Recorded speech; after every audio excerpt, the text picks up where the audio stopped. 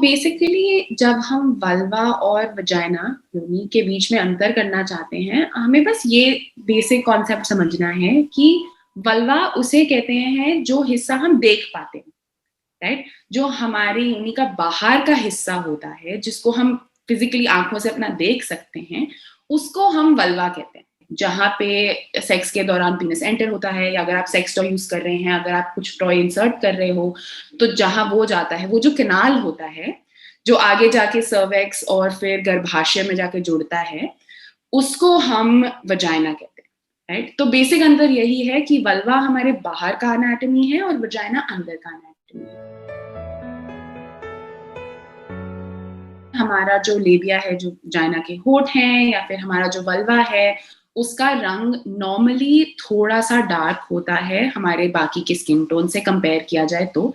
जैसे आप देखोगे आपके अंडर आर्म्स में भी काफी नॉर्मल होता है, थोड़ा सा डार्कर रंग होता है देन नॉर्मल। तो ऑब्वियसली दैट इज नॉर्मल, उसमें कोई घबराने की बात नहीं है। काफी लोग बहुत एंग्शियस हो जाते हैं, उन्हें लगता है ओ माय गॉड ये डार्क है, पता नहीं क्या होगा, मुझे ब्लीच करने की जरूरत है, ये सफेद होना चाहिए, गोरा होना चाहिए। ऐसी कोई बात नहीं है। काफी लोग पॉर्न देख के उनको स्पेशली लगता है कि ओ माय गॉड ऐसा दिखना चाहिए क्या हमारा वल्वा। ऐसी कोई बात नहीं है। वल्वास में इतनी डाइवर्सिटी होती है। वल्वास कितने अलग अलग हो सकते हैं, लेबियाज और होंठों के साइज अलग अलग हो सकते हैं, सिमेट्री अलग अलग हो सकती है, और ये बिल्कुल नॉर्मल चेंजेस हैं, कोई घबराने की बात नहीं। जब आप सेक्स करते हैं उससे आपका योनि वजाइना नहीं लूज होगा। हमारा शरीर बहुत स्ट्रांग है और हमारा शरीर काफी फ्लेक्सिबल भी है, ठीक है? तो जैसे फॉर एग्जांपल आप ये देख लीजिए, जो औरतें जिनका बच्चा होता है उनकी योनि खुली थोड़ी रह जाती है। कितना एक्सपैंड हो सकता है हमारा योनि, हमारा सर्विक्स पूरा बच्चे की जगह बनाने के लिए, और फिर उसके बाद वो वापस नॉर्मल में आ जाता है। और इनफैक्ट ये अच्छी बात है, जब आप अराउज्ड होते हैं आपकी योनि थोड़ी सी और स्ट्रेच हो सकती है। ये इसीलिए ताकि आपके लिए सेक्स ज्यादा कंफर्टेबल और ज्यादा प्लेजरेबल हो। तो ये अच्छी बात है, और वो वापस अपने रेगुलर साइज पे आ जाती है थोड़े ही टाइम के बाद। इसमें कोई वो ऐसी बात नहीं है कि लूज हो जाएगा वजाइना अगर आप सेक्स करोगे, या आप पता लगा सकते हो किसी का वजाइना देख के कि उसने सेक्स करा है कि नहीं, ऐसा कुछ भी नहीं। वर्जिनिटी और हाइमेन के बीच में बिल्कुल भी कोई भी लिंक नहीं है, ठीक है? ऐसा क्यों है कि hymen at the end of the day क्या है? मेम्ब्रेन है, एक पतला सा, ठीक है? काफी लोग हाइमेन के बिना भी पैदा होते हैं, ठीक है? बहुत ही नॉर्मल सी चीज है।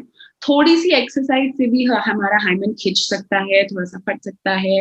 बहुत ही नॉर्मल सी चीज है ये। ऐसा नहीं है कि अगर आप सिर्फ सेक्स करोगे तभी आपका हाइमेन टेयर होगा, तो इससे हमें पता चल जाएगा कि वर्जिन हो कि नहीं। ऐसा बिल्कुल भी नहीं। कितने सारे लोग पैदा होते हैं बिना हाइमेन के, तो क्या हम कह सकते हैं कि वो बिल्कुल वर्जिन ही नहीं पैदा हुए? ऐसा तो नहीं है ना। तो ऑब्वियसली ये काफी लिंक्स हैं, स्पेशली हिस्टोरिकली इंडिया में the concept of two finger test, कि हम पता लगा सकते हैं कि कोई वर्जिन है कि नहीं। हम ये सब नहीं कर सकते। ऐसा कोई भी टेस्ट नहीं है जो आपको देख के आप बता सकते हो कि इस इंसान ने सेक्स किया है और उस इंसान ने नहीं किया है। अगर कोई डॉक्टर आपको कह रहा है कि वो टू फिंगर टेस्ट करके बता सकते हैं कि कोई औरत वर्जिन है, तो वो आपको झूठ बोल रहे हैं, क्वाइट फ्रैंकली, अनफॉर्चुनेटली। और आपको डेफिनेटली दूसरा डॉक्टर ढूंढना चाहिए, बिकॉज इसमें कोई साइंटिफिक बेसिस नहीं है। हमें किसी भी एक्टिविटी से पहले या फिर जनरली भी प्यूबिक हेयर शेव करने की जरूरत नहीं होती। ये कंप्लीटली आपकी चॉइस है, अगर आप करना चाहते हैं। काफी लोग कहते हैं कि उन्हें ज्यादा कॉन्फिडेंट फील होता है, उन्हें ज्यादा साफ फील होता है, वो उनकी चॉइस है।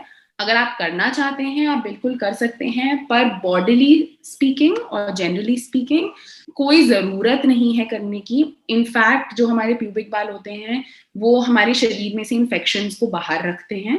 ऐसा कुछ भी नहीं है। आपकी बॉडी आपका ध्यान रख सकती है। अगर बालों की जरूरत नहीं होती तो आपके बाल नहीं होते। पर ऑफ कोर्स प्यूबिक हेयर एक पर्पस सर्व करते हैं, राइट? जैसे मैंने बोला, इन्फेक्शंस बाहर रखते हैं हमारे शरीर से। तो पर्सनल चॉइस है, आप शेव कर भी सकते हैं, बट डेफिनेटली ना शेव करने के बेनिफिट्स भी हैं।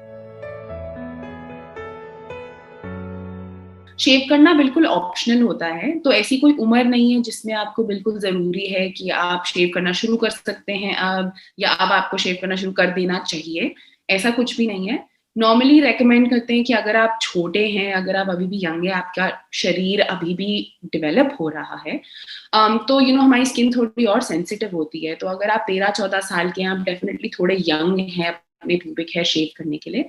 नॉर्मली 16-17 साल के आसपास लोग बाल कभी-कभी शेव करना या फिर शायद ट्रिम करना शुरू कर देते हैं। दैट इज एवरेज एज शुरू करने के लिए। पर जैसे मैंने पहले बोला, शेव करना इटसेल्फ एक ऑप्शनल चीज है, बिल्कुल जरूरी नहीं है शेव करना।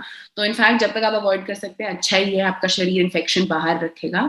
अगर आपको जेन्युइनली लगता है कि आप ज्यादा कंफर्टेबल होंगे शेव करके, तो ऑब्वियसली आपका चॉइस है। स्क्रोटम पर अगर झुर्रियाँ हैं या फ़ोल्ड्स हैं, कुछ भी ऐसा सा है, वो बहुत नॉर्मल सी चीज़ है। अगर आपको किसी चीज़ से डिस्कम्फ़र्ट नहीं हो रहा है, तो कोई प्रॉब्लम नहीं है। जैसे कहते हैं कि स्क्रोटम भी मतलब उसमें क्या है, स्किन ही तो है, राइट? हमारी बाहर से। तो जैसे किसी भी और हिस्सा है हमारा शरीर का जिस पे रिंकल्स हो सकते हैं, फ़ोल्ड्स हो सकते हैं, हमारे स्क्रोटम पे भी हो सकते हैं। और इनफैक्ट ज़्यादा होते हैं क्योंकि स्क्रोटम ऐसे एक छोटी-सी थैली सी होती है, राइट? और उसमें उसमें हमारे टेस्टीज होते हैं, राइट? और वो स्पर्म को रखते हैं, कंटेन करते हैं, उनका टेम्परेचर भी रेगुलेट करते हैं। तो काफी नॉर्मल सी चीज है उन पे झुर्रियां और फोल्ड्स होना। तो उसमें कोई घबराने या डरने की वो नहीं है जरूरत कि इसमें फोल्ड क्यों है, झुर्री क्यों है, ऐसा नहीं दिखना चाहिए, वैसा नहीं दिखना चाहिए। इनफैक्ट काफ़ी आदमियों को ये भी लगता है कि उनके स्क्रोटम का रंग थोड़ा-सा डार्कर होता है, जैसे औरतों में वल्वा का रंग डार्कर होता है बाकी स्किन से कंपेयर कीजिए तो, और ये भी बहुत ही नॉर्मल सी चीज़ है। सर्कमसिजन का प्लेज़र से कोई रिलेशनशिप नहीं है, तो मैंने इस पे काफ़ी स्टडीज़ पढ़ी हैं। कुछ-कुछ छोटी स्टडीज़ ने थोड़े से चेंजेस रिपोर्ट करे थे प्लेज़र में, पर बाय एंड लार्ज जितनी भी मेजॉरिटी स्टडीज़ हुई हैं इस पे, जितनी साइंटिफिक स्टडीज़ हुई हैं, रिसर्च स्टडीज़ या फिर क्लिनिकल एक्सपेरिमेंट्स जितने हुए हैं, मतलब कंपैरेटिव एक्सपेरिमेंट्स जो हुए हैं, उसमें ऐसा कुछ भी नहीं है कि अगर आप सर्कमसाइज़ हैं या अनसर्कमसाइज़ हैं, प्लेज़र बढ़ेगा या घटेगा उससे। तो कोई भी रिलेशनशिप नहीं है फिलहाल प्लेज़र और सर्कमसिजन में, जितना स्टडीज़ ने अभी तक दिखाया है।